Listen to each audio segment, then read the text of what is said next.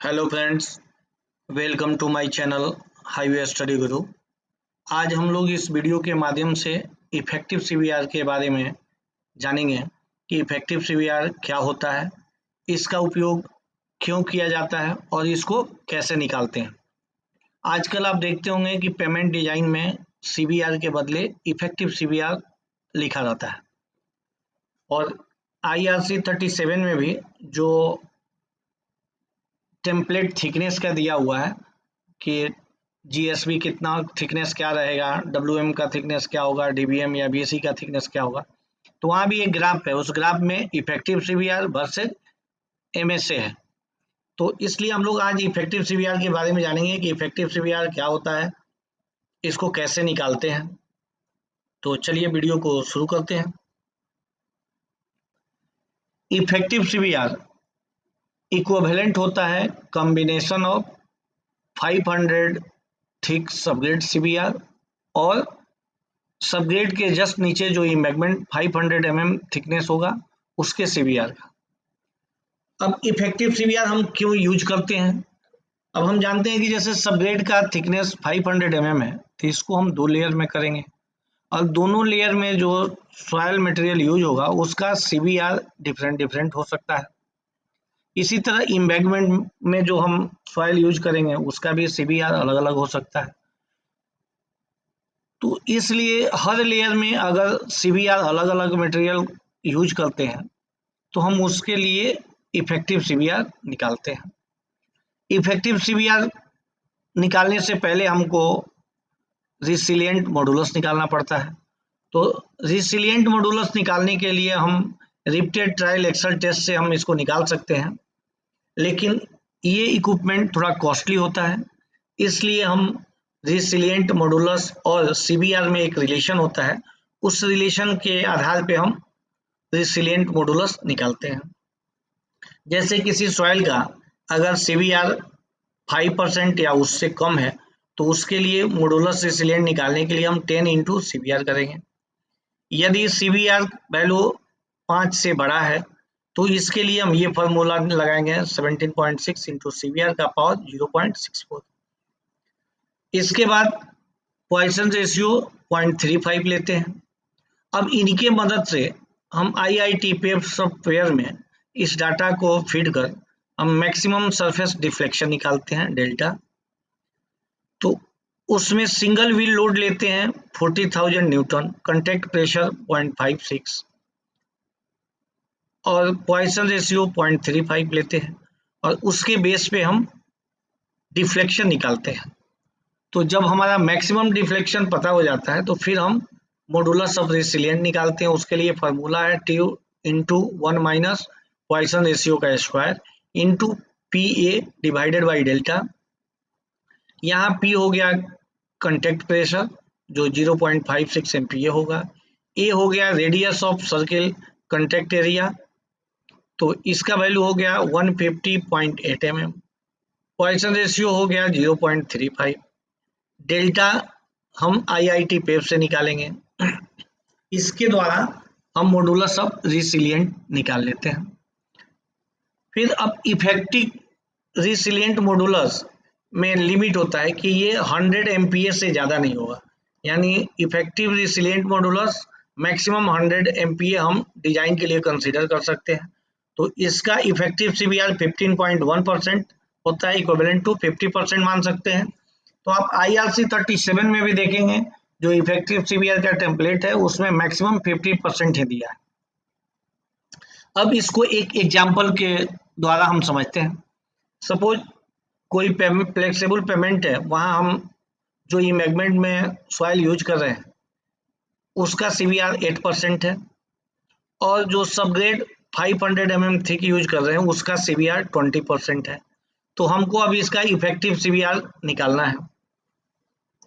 तो हम पीछे जो फॉर्मूला देखे हैं कि अगर सीवीआर 5 से बड़ा होगा तो हम इलास्टिक मॉडुलस या मॉडुलस ऑफ रेसिलिएंट निकालने के लिए 17.6 इंटू सीवीआर का पावर 0.64 होगा। इस फॉर्मूला का यूज कर हम इम्बैगमेंट का पहले निकालिए, इलास्टिक मॉडुलस 17.6 इंटू 8 का पावर 0.64 तो ये आया 66.6 MPa।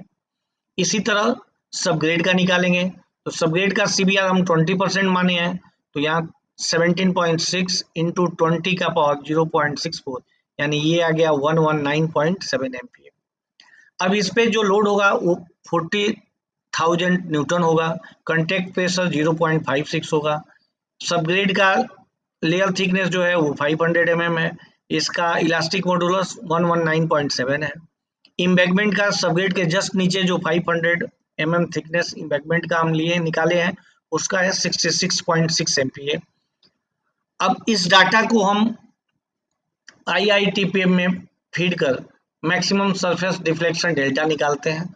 तो जब IITPM सॉफ्टवेयर में इस डाटा को डालेंगे तो मैक्सिमम डिफ्लेक्शन हमारा आता है 1.41 mm।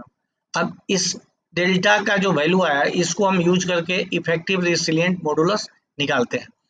तो इसका फॉर्मूला है 2 इंटू 1 माइनस पॉइसन रेशियो का square into PA divided by delta.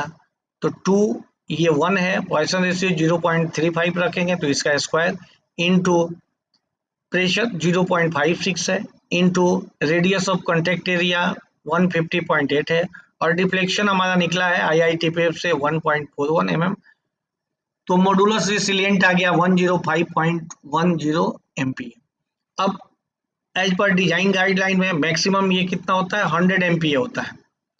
तो 100 MPa के लिए हमारा जो इफेक्टिव सीबीआर होगा वो 15.1% होगा।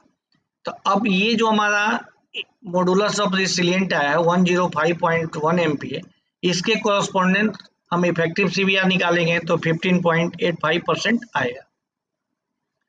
अब बहुत सारे लोग ऐसे हैं जिनको पेमेंट डिजाइन में अगर हमारा इफेक्टिव सीबीआर 10 दिया है, इम्बैगमेंट का हम जो सॉइल यूज करते हैं उसका सीबीआर 6 है, तो उनको ये पता नहीं रहता है कि हम सबग्रेड में किस सीबीआर का सॉइल यूज करें ताकि हमारा इफेक्टिव सीबीआर 10 हो। तो अब इतना जो ऊपर कैलकुलेशन है, इतना कैलकुलेशन साइड के आदमियों के लिए संभव नहीं है कि वो बैठ के हमेशा कैलकुलेट करते रहे। तो इसके लिए अल्टरनेटिव हमने एक टेबल बनाया है।